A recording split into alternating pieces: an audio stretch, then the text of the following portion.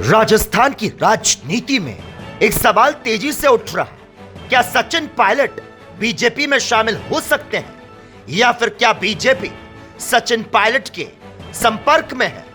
यकीनन यह तो कहा जा सकता है कि बीजेपी चाहती है सचिन पायलट बीजेपी में शामिल हो जाए।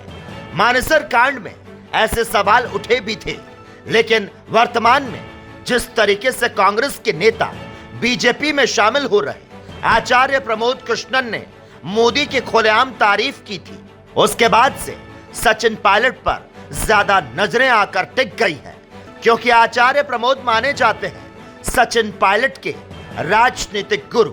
लेकिन हाल ही में सचिन पायलट ने एक टीवी इंटरव्यू में किया खुलासा और कहा जो जा रहे वो या तो डरे हैं या अपने हित में जा रहे। वहीं अगर बीजेपी सच में जीत रही होती तो फिर कांग्रेस से नेता क्यों लेती, बिहार में तोड़फोड़ क्यों करती?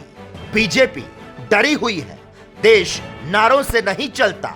वहीं सचिन पायलट और कांग्रेस का क्या होगा, इस सवाल के जवाब में कहा यह तो देश की जनता तय करेगी कि उनका और कांग्रेस का भविष्य क्या होगा।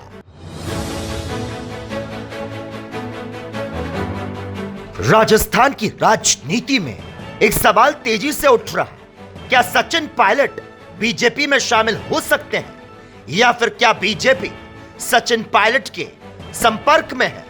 यकीनन यह तो कहा जा सकता है कि बीजेपी चाहती है सचिन पायलट बीजेपी में शामिल हो जाए।